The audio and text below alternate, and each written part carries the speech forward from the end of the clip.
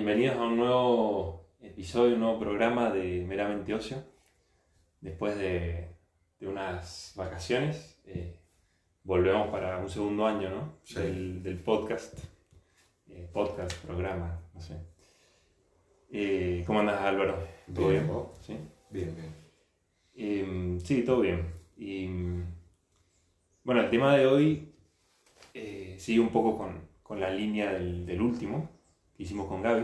Sí. Perdón, fue el penúltimo. El último fue con el profesor Costarelli.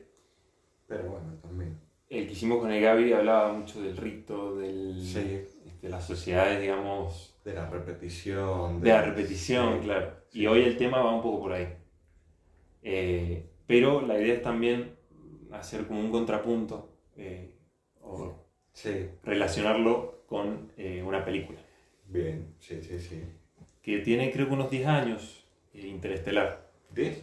Sí, yo creo que ya tiene sus años, pero ahora se ha como puesto un poco de nuevo de moda porque la pusieron de nuevo en los cines Sí, eso vi.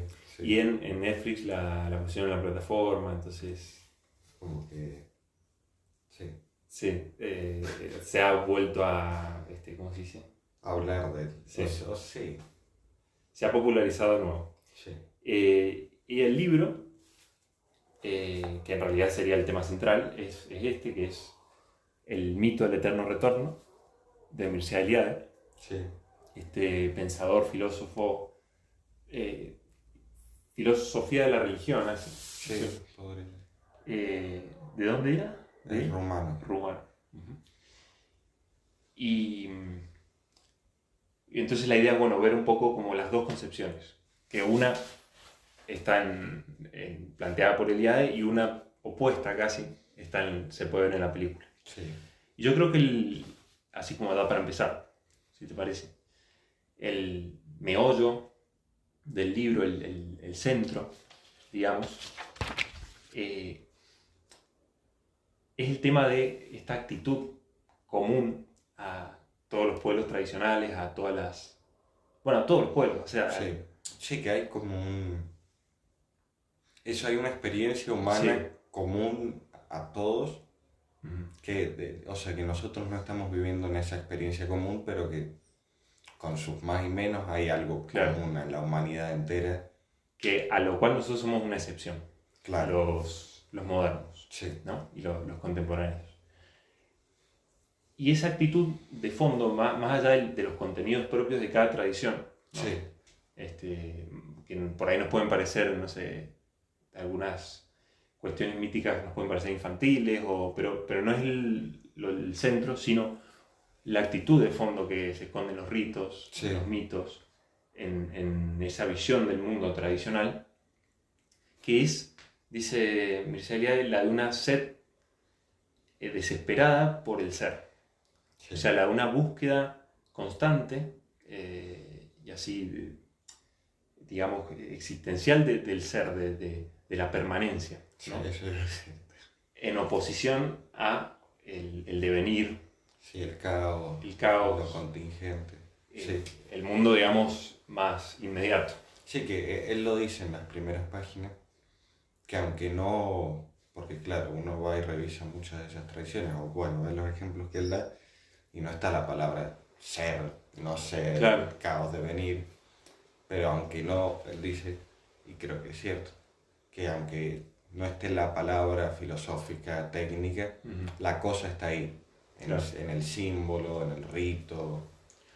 Por ejemplo, el tema del ser y el devenir, que digamos vendría a ser una cuestión de filosofía explícita que se ven, no sé, en Platón, Aristóteles, bueno, desde Sí. Parménides Sí, en adelante. claro. Eso está claramente en el tema de lo que es lo sagrado y lo profano. O Sí. sea, lo sagrado vendría a tener las notas del ser, Claro. las notas de lo permanente, lo perdurable, y lo profano, lo cambiante, lo que es aparente. Sí, lo sin valor, lo que... Claro, Sí, puede ser así o puede ser de otra manera. lo contingente. Sí, ¿Dónde estaría lo inmutable para el pensamiento arcaico? En el principio, o sea, en el momento de la creación. Sí, en el in illo tempore, o sea, ese momento de no solo de la creación, sino del esplendor del hombre, o sea, sí, así como está el ejemplo, digamos, más cercano, más corriente, bueno, las edades que habla Hesíodo, sí, o sea, la edad claro, de oro, después viene la de plata, entonces el hombre, el retorno que busca es a ese in illo tempore. claro, ¿Cómo? Siguiendo los arquetipos, es decir, haciendo lo que hizo el héroe, exacto, hablando como habló el héroe, sí, como en el cristianismo. O sea, tenemos, hay algo de eso, digamos, aunque hay diferencias que marca Eliade, pero ¿quién se va a salvar? El que obre como sí, Cristo. sí, ¿Quién se va a salvar? El que rece como rezó Cristo. El que diga las palabras que dijo Cristo. O sea, el, no es una mera, lo decías bien, como que no es una mera actitud de conservación, o sea, una actitud conservadora de las sociedades tradicionales, sí, sino volver a la fuente donde se considera que está la fuente de la vida, del ser, sí. etc. Cuando se ve que el mundo está desgranándose, Sí, etc. eso. O sea, como ante la descomposición Claro, hay un ser, o sea, pero pensémoslo así como más fenomenológicamente, así que vivimos en un mundo que se descompone todo el tiempo y nosotros nos damos cuenta que esa descomposición nos molesta. Naturalmente vamos a decir, ¿por qué no? O sea, ¿por qué no hay algo inmutable? sí. Y nos damos cuenta que tipo, el mundo en el que vivimos día a día se va desgastando de cierta manera o van ocurriendo cosas que no tienen sentido. Entonces se entiende esa actitud como decir, bueno, refiramos, o sea, lo que se refiere a esos hechos arquetípicos, en los que están, si se quiere, contenido de cierta manera todo el sentido de nuestra naturaleza, pues eso también. O sea, ahí tenemos una naturaleza con un sentido, entonces al desplegarnos de cierta manera y al copiar las acciones del héroe, estamos haciéndolo, no estamos cumpliendo nuestro destino, si se quiere. Entonces, al ver ese ejemplo y repetirlo, se entiende por qué el hecho personal contingente se deje de lado, Claro. y se vada por lo primordial, o después lo dice el Mircea que es verdad. Como muchas veces, o sea, el héroe, al héroe se le quitan los rasgos personales Claro. y se le agregan otros. Incluso el héroe histórico. Sí, O sea, la claro, persona sí, sí. histórica que tuvo una vida heroica, lo que tiende la memoria popular a hacer, en general dice, es olvidarse de las cosas concretas Sí. de esa persona, o sea, de sus cosas, digamos, de su intimidad, por ejemplo. Y lo empieza cada vez a volver más arquetípico. Claro. Entonces, si ponía el caso de cierto héroe que dice, bueno, tenía que pelear con un dragón. O sea, la sí, memoria sí. popular tenía que adjudicarle haber matado al dragón. San Jorge. Claro, San Jorge. San Jorge, claro. ¿Por qué? Porque lo que lo hace al héroe real no es su nombre, su originalidad, Claro. su novedad, Sí, sino su asimilación al arquetipo, o sea, su parecido con los héroes de Sí. antaño, etc. Entonces los recuerdos concretos, históricos, tienen poca importancia porque hablan de la contingencia, de lo que no es, justamente. sí, y justamente él habla de un cierto rechazo, o sea, de las sociedades arcaicas a la historia. Ujú. O sea, un rechazo real. Sí, Como lo que no, o sea, todo lo vamos a asimilar a lo arquetípico, a lo originario, a lo que se dio en hilo tempore. A la historia contingente no le vamos a dar tanta bolita, si se claro. quiere. Y es eso, porque hay una búsqueda de permanencia, si se quiere, hasta de estabilidad en la vida. O sea, porque, y también lo dice muy bien Celia, es una manera de sobrellevar la vida en particular. O sea, uno cuando ve un patrón, y esto, o sea, en cualquier cosa, cuando ve un patrón se le hace más llevadero, porque ve una razón detrás, una inteligibilidad. Sí, o sea, gracias a este conocimiento de los mitos, digamos, de los arquetipos, ordenamos el caos, o sea, espiritualmente, si querés. Sí, no, pero es que Lo que nos resultaba caótico ahora nos resulta cosmos, o sea, orden. sí, que es lo que, bueno, de Mercialidad también. O sea, uno ya puede ir a navegar porque Sí, el héroe ya ha navegado todas las porque tierras. claro, porque ya el héroe pasado por ahí, yo puedo... eh, y está bueno, está en todas las tradiciones. Sí, Eso está bueno, creo, de Mircea Eliade, que o sea, realmente está hablando de... El tipo además viajó mucho, tengo entendido. Pero está hablando de todas las tradiciones, o sea, sí. todas las que llegó a estudiar, no sé, los maoríes, creo que son de Nueva Zelanda, No, Australia, los maoríes, aborígenes sí, australianos. los ¿Viste? malesianos. Claro. Bueno, no sé, un montón de tradiciones Sí, distintas. la, No solo, digamos, las clásicas, la Grecia sí, y Roma, sino que también habla. que también. O sea, pero habla, no al principio que dice, bueno, y la filosofía en realidad como que occidental se cierra mucho en sí misma Mm. y como que hay, Sí, sí, sí. sí, sí, está todo el tiempo poniendo, o sea, de la Mesopotamia, de India, en la India védica, tal ciudad Sí, estaba. es impresionante. Y cómo sabe ver esto común a todas esas culturas, tradiciones. Sí, Y después, sobre el título, el eterno retorno, eh, está, ese concepto también está, viste, en Nietzsche, él habla del sí, eterno retorno, pero es radicalmente distinto, porque, si mal no recuerdo, no quiero inventarme cosas, pero él habla de un eterno retorno como el retorno de las cosas, digamos, dentro del devenir mismo, o sea, eh, un retorno que habla de un sinsentido, sí, de que, bueno, siempre las cosas como que van y vienen, ¿no? Pero sin dirección. En cambio, el eterno retorno que desarrolla Eliade es un digamos, más en espiral, sí, ¿no? O sea, un retorno siempre con un sentido, que es el volver a la fuente del ser, al origen del ser. sí, O trascender, justamente el devenir. sí. Y justamente de esa manera se puede entender al devenir. O sea, uno viviendo en el devenir, al vivir conforme, o sí, al organizar la vida conforme al arquetipo, puede soportar el mismo devenir.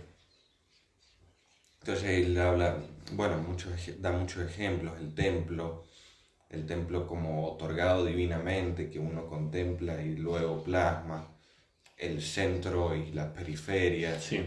bueno, los ciclos rituales en las distintas tradiciones. Entonces, claro, o sea, es la misma historia y justamente, o sea, y eso sí, en todas las tradiciones se puede ver claramente que hay como ciclos anuales o mensuales, tipo hasta el tiempo solar, o sea, el tiempo más burdo, es organizado de una manera según ciertos actos arquetípicos. Claro. Y también es como llamativo que todo, como que se trata de llevar al revés de lo que hacemos en la modernidad, los ámbitos profanos a sacralizarlos, Sí, ¿no? Entonces, el pescar, el cantar, bueno, el arte, el comer, la sí, sexualidad, todos los ámbitos de la vida humana tienen una dimensión sagrada sí, y tienen una forma de realizarse que es así como lo realizan los dioses, o sea, los héroes, quien sea, hay una forma de pescar, porque así lo hizo tal. sí, Y cuando yo pesco así, estoy siendo tal, sí. estoy siendo, el héroe que mencionaba era Aori, creo. Estoy siendo como el pescar, mismo... en serio. Sí, sí, el ejemplo que ponía era sobre pescar. Entonces había un modo de pescar, Sí. que el pescador ya no era él. O sea, él ya no era, Claro, era como lo tal- dice San Pablo, ¿no? Ya no soy yo Sí, sí, sí. quien vive en mí, sino... Entonces él se volvía el héroe mismo pescando. Claro. Pero y pasa que a ver, es bastante lógico si nos ponemos a pensar un poco, porque o sea, siempre buscamos una estabilidad. O sea, es lo que busca Platón, la inmutabilidad, para poder conocer realmente las cosas. ¿Y dónde las voy a conocer realmente? En ese lugar que se dio sin contingencia, el hecho. Uh-huh. Entonces, obviamente, voy a conformar el hecho al arquetipo y así claro. voy a estar. O sea, por esto decíamos de la búsqueda del ser, o Sí. sea, de lo que es, con mayúscula. Sí. Y entonces va a participar mi acto de cierta manera, del claro. acto del héroe, y bueno, me voy a mantener. Y por oposición a eso, lo que nos pasa hoy que, o sea, tiene que ver con eso, de estar tan dispersados, tan disgregados, porque las cosas no refieren a... Bueno, igual, pero de cierta manera seguimos funcionando así. Ah, ¿en qué O sentido? sea, él habla en seriedad en lo sagrado y lo profano, que nosotros tenemos núcleos, si querés, de sentido y lugares sagrados. Solo que, bueno, no en este sentido, obviamente, no explícitamente, ni nada así, pero... Sí. O sea, él da el ejemplo y está bueno. O sea, tu casa de chico, en la que viviste cuando eras niño, es un núcleo de sentido. Es algo que otorga... Claro. Y es un centro. Y es un lugar a donde vas a retornar, Sí. si no físicamente, con el corazón muchas veces, en los momentos de sufrimiento, en los momentos... Y da sentido. O sea, pues puedo decir, de acá salí, Ajá. tipo, tus coordenadas se refieren a ese lugar, Sí. hasta en lo concreto, tipo, yo me sé manejar de acá para allá. Esos recuerdos sagrados, porque justamente sagrados en el sentido también de separados y que son inmutables. Ajá. Porque acá se da y hay mil otros ejemplos, pero son todos distintos. A mí me interesa este, Sí. que yo conozco y le veo el sentido. Y soy familiar a eso. Sí. Entonces, desde eso yo replico. ¿Entendés? Yo pienso que la casa de todos, bueno, más o menos fue como mi casa. Y esa en mi casa es el centro de sentido. Entonces seguimos funcionando así, de cierta manera. Solo que obviamente ultra subjetivo y eso deba, o sea, pero por justamente si querés, sobredimensionar lo particular.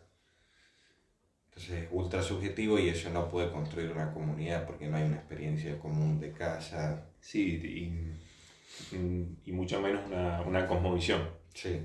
O sea, un lugar, digamos, una forma mentis común donde se reúnan todos los aspectos de la vida, ¿no? Sí. El amor, el deporte, etc.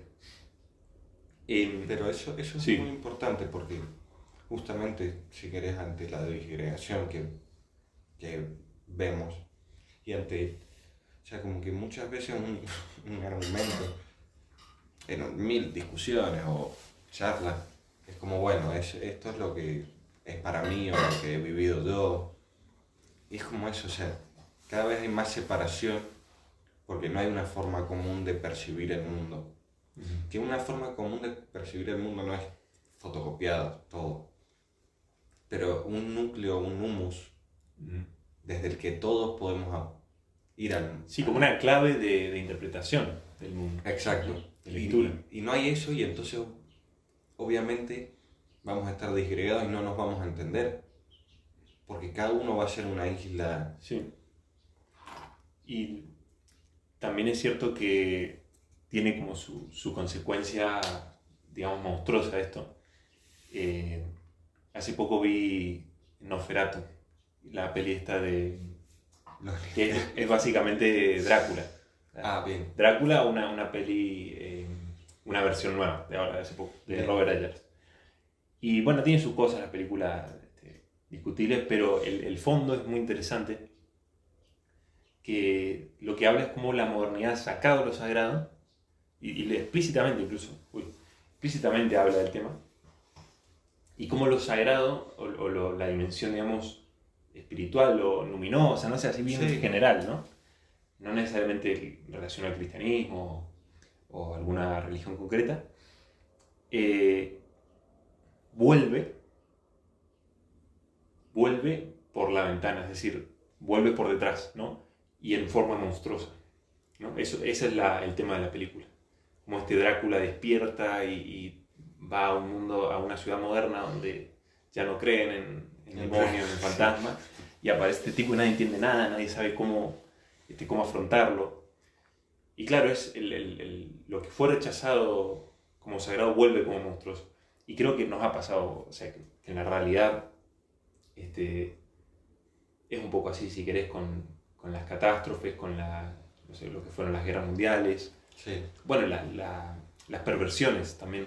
Sí. Es como vuelve algo, emerge como el monstruo, ¿no? Sí, bueno, ahora lo voy a citar un montón, creo, en todo el video, pero Jonathan Pajot dice todo el tiempo, en realidad en lo que estamos aumentando es en poder, no en sabiduría.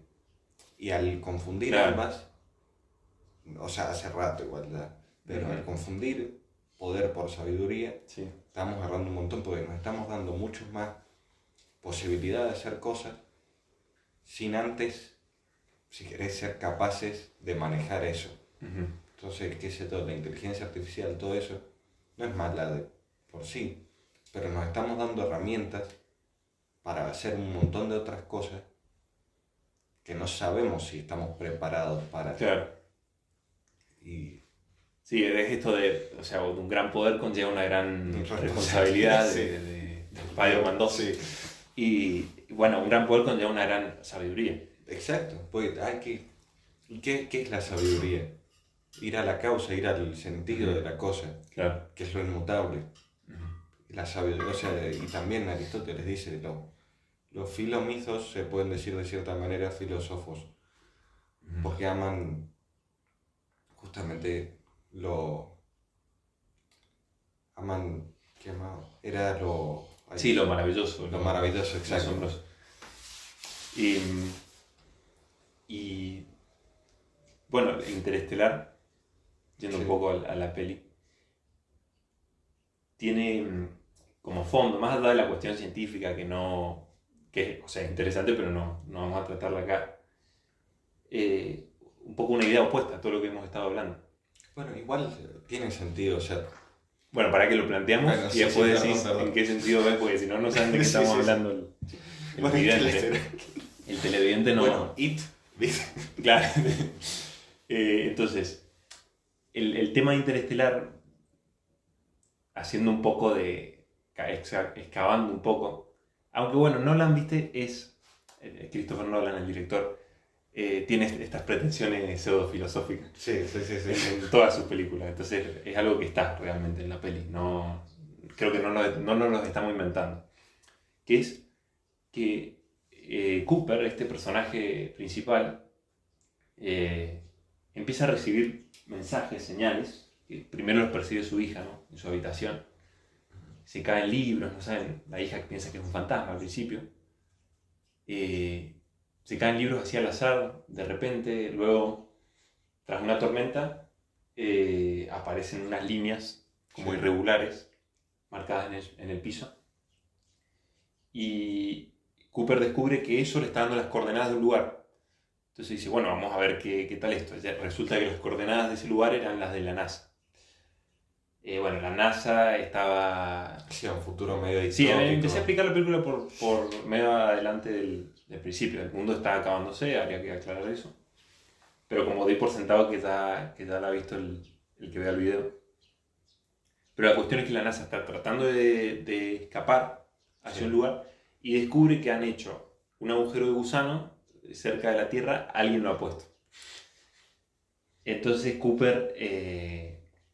bueno, se suma al viaje, todo medio rápido. Pero es un viaje largo. Sí, es un viaje... O sea, es cerca de la Tierra, pero es... Es un viaje interestelar. Claro. Pero a lo que voy es que, claro, constantemente en la película se ve como el hombre está siendo llamado por alguien, ¿no? Y ellos dicen, bueno, ellos no saben... al principio uno ve la peli y dice, bueno, serán una especie de seres superiores o extraterrestres. Sí. Y... Al final se logran, digamos, llegar a este planeta, todo, después de un montón de sucesos, Y los que habían facilitado todo ese camino hacia la salvación de la humanidad no eran extraterrestres, sino que era el hombre mismo. Sí, y era él mismo. Sí. Era él, pero también ayudado por la humanidad Sí, sí, futura. sí. Entonces, hay un retorno, digamos, al revés, Sí. acá. Es el futuro, o sea, es el final Sí, o sea, no es el principio sí. que determina el final, sino el final que determina el principio y el principio. Claro, no es ya, o sea, el mundo se está acabando, ya no se puede cosechar, no se puede vivir en este planeta. ¿Cuál sería la respuesta de un hombre tradicional, digamos, de una mentalidad premoderna? Entonces hay que volver al origen. Claro. O sea, bueno, con los No, sacerdotes, o sea, volver al origen en el sentido ritual. sí, o tal vez estamos viviendo esta época de Ujú. sequía para después tener un... Claro, pero ¿a quién acudimos? Es cierto, se viene, pero ¿a quién acudimos ante el sufrimiento, ante el agotamiento? A la fuente de la vida, al Sí. origen, al momento de la creación. Pero en esta película Sí, hay varios puntos tal vez. moderna, la actitud es la contraria, es qué novedad podemos Traer, sí, traer. qué posibilidad nueva. Ajá. Sí, hay varios, creo, temas. Creo que ese es muy bueno. O sea, y esto porque está en todas las películas. O sea, es como... sí, es uno de los patrones en los que vivimos, como es el de la... la pero bueno, también es bastante cristiano. Como el surgimiento de eso que es, si se quiere, inesperado, Ujú. como salvación. Pero bueno, eso Sí, podríamos sí, hablar después. pero claramente es todo en el orden de la técnica, o sea, en el orden del desarrollo técnico. ¿Y quién es el que le da la herramienta para desarrollarse técnicamente la humanidad? La humanidad misma. Sí, O sea, obvio, es por como un eso. retorno clausurado en sí mismo. Sí, sí, sí. O sea, y es interesante porque también es como un cierto lenguaje mítico. O sea, todo es el... no sé de ciencia. Ujú, Creo que, bueno, igual no creo que la mayoría de la gente no sabe profundamente, pero es como una mitología en la que vivimos. ujú. Justamente la de los viajes en el tiempo, la de Sí, sí. las realidades paralelas, que todas las posibilidades se dan porque hay una infinidad de universos en los que... Entonces es una... Es una mitología inmanente, digamos, Sí, que no trasciende, que no claro. busca, que bueno, en la cual, digamos, los dioses somos nosotros, o sea, Sí. el hombre. Entonces hay una cierta, de cierta manera, porque eso es lo que, va, en lo que nos movemos nosotros, que somos el vulgo, si se quiere, para los científicos, o sea, no entendemos realmente el... Ajá. Cumplen ellos entonces una función como pontificial, Sí, sacerdotal, entre el saber y nosotros. Y si sí. ellos dicen que tal cosa es así, entonces eso adquiere un aura, ¿no?, de sagrado. Y pero porque, si no, ¿por qué nos interesaría tanto? Claro, se descubrió tal cosa. Sí, bueno, sí, pero claro, porque es como lo que sustenta nuestra vida. Ujú. ¿Y por qué? Y lo interesante sería ver por qué se convirtió eso en lo que le da sentido a nuestra vida, o que cohesiona más o menos una sociedad. Ahí está lo importante, o sea, se empezó a ver, o sea, es el hombre, que lo dice Mircea Eliade, el hombre que se realiza a sí mismo en la historia y para la historia. O sea, no hay nada fuera de ella. Es la contingencia que si se quiere, despierta algo y pasa que, claro, la contingencia dentro de sí no puede despertar algo inmutable. Entonces como que despierta algo contingente pero novedoso que más o menos le da Sí. sustento. Pero a ver, suponete, las vueltas a todo, a las deidades femeninas, que vemos tanto, eso, ¿cierto? Una cierta manera, y como que volvemos tradiciones y nos fijamos solo en la edad femenina.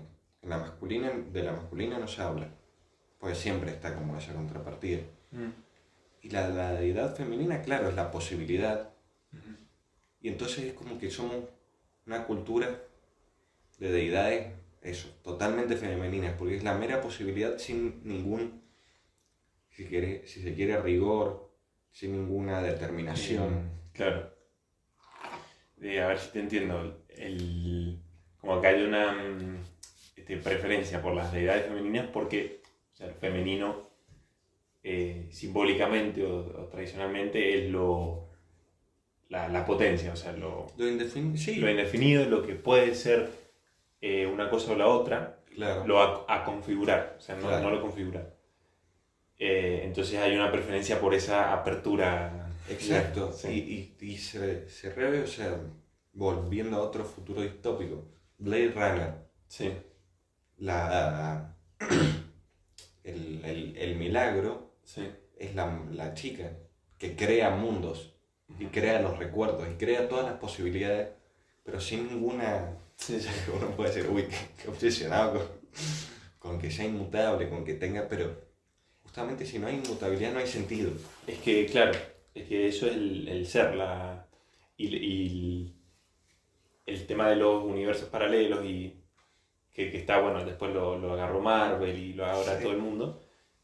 Claro, eso es el sinsentido, porque entonces, sí, es como que todas las cosas, si lo entiendo bien el concepto de los universos paralelos, todas las posibilidades existen. Entonces hay un universo donde Spider-Man es...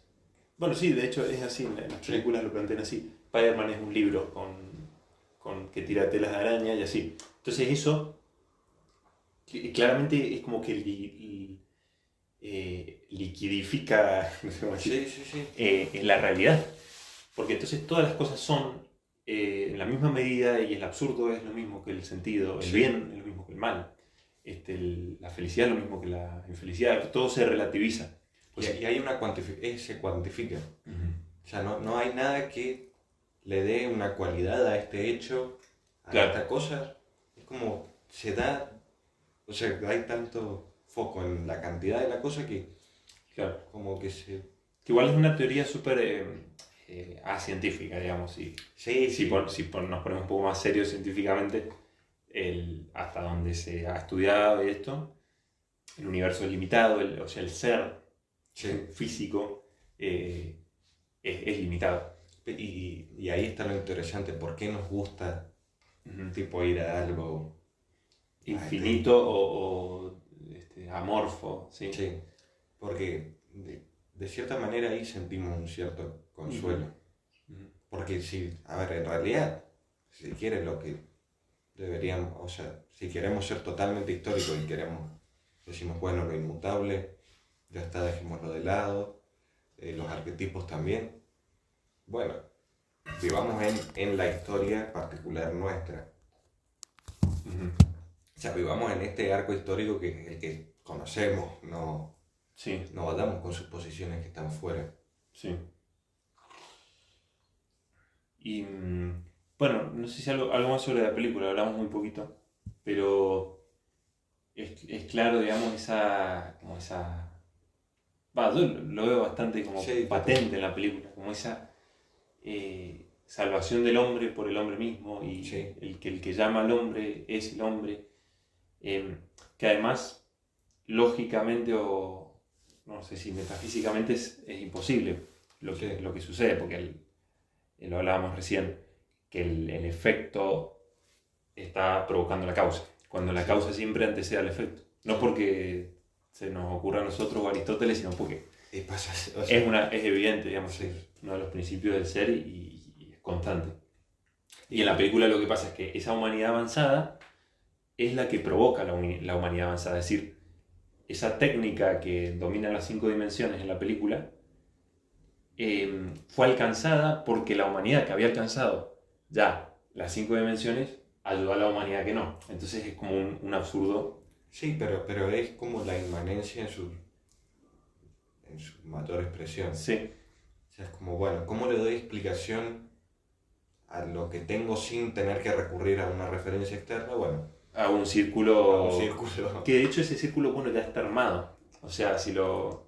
Ese círculo que se explica por sí mismo, en realidad también tuvo que ser encastrado, configurado. Bueno, o sea,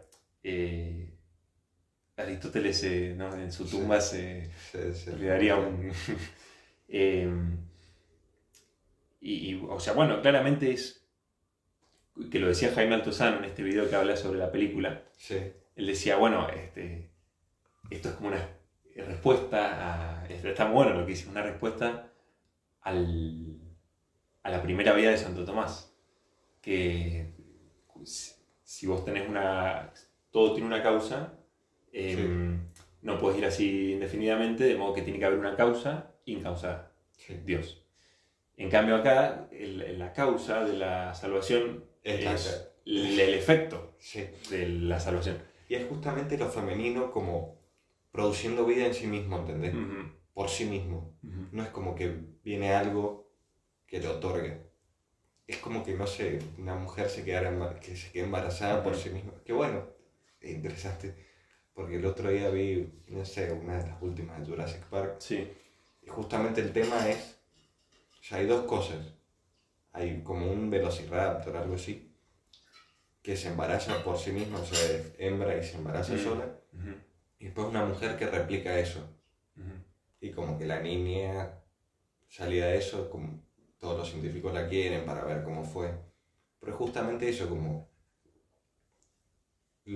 ¿Y por qué digo esto, lo totalmente femenino? Porque es lo que no exige nada. En el sentido de no conlleva un cierto entrenamiento, un cierto tener que ser de tales maneras, cierto darse según estos patrones, sino que sea lo que tenga que ser, ¿entendés? No sé si... Sí, más o menos, como que no, o sea, se da de un modo tan, digamos, azaroso, gratuito, o sea, como no tiene causa, Sí, no hay que causarlo, entonces no es necesaria la virtud, etc. sí, Ya está. y o sea, es como el fondo mítico en el que vivimos. Uh-huh. Sí, y me parece interesante en lo que insiste, no sé si explícitamente, pero se da a entender que somos, o sea, en ese sentido una excepción, los modernos. Sí, Y eso realmente no somos conscientes de eso. No somos conscientes de que somos raros. sí. Estaría bueno que, o sea, si nos tomamos como raros en un sentido positivo de la técnica y bueno. Pero En cómo no vemos somos, el mundo. claro, en el cómo vemos el mundo no somos conscientes de que tenemos una mitología, una ideología muy concreta Sí, y muy rara. ¿Rara en qué sentido? En toda la historia de la humanidad, Sí. o sea, la única sociedad que tiene esta mitología inmanente somos nosotros. sí. Y es interesante, porque claro, o sea, como que siempre nosotros nos sentimos extrañados de toda la tradición anterior. Uh-huh. O sea, en el sentido que uno no puede fácilmente como decir, bueno, me veo reflejado en todo. Y entonces estamos de cierta manera más alejados de la experiencia de la humanidad completa, de lo que queremos. Claro. O sea, y lo vemos como decimos, uy, este es re viejo, o sea, como que ya cada vez se acelera más, pero como que no podemos ni siquiera vernos en la experiencia de nuestros abuelos, si se quiere. Uh-huh. O sea, hay una fragmentación de la experiencia humana gigante.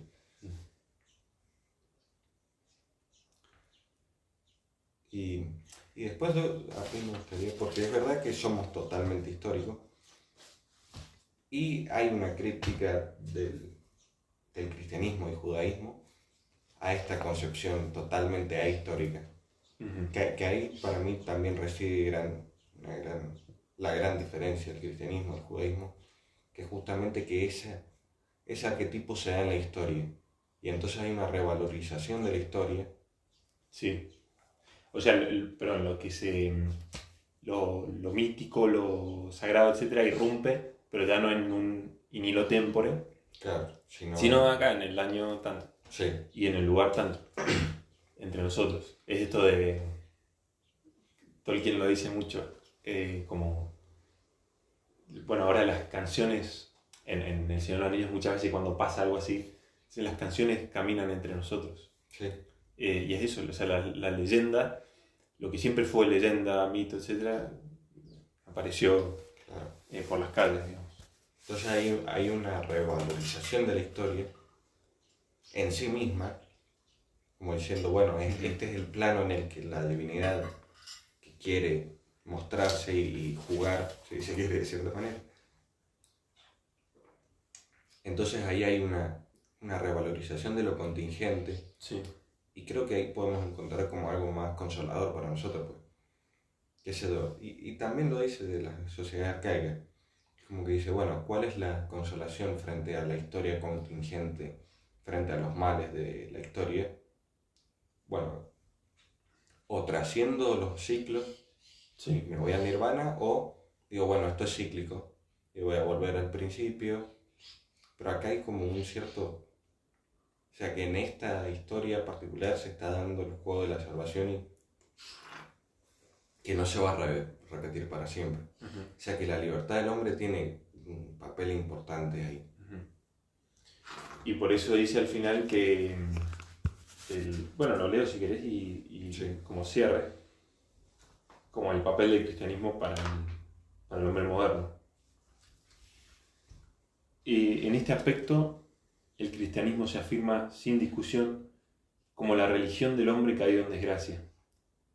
Y ello en la medida en que el hombre moderno está irremediablemente integrado a la historia y al progreso, y en que la historia y el progreso son caídas que implican el abandono definitivo del paraíso de los arquetipos y de la repetición. Así que, Mircea, Sí. bueno, no sé si quieres decir algo más. Espero que se haya entendido algo. Esperemos, y bueno, pero con la lectura del libro seguro que esto puede ser un complemento, una duda o una introducción.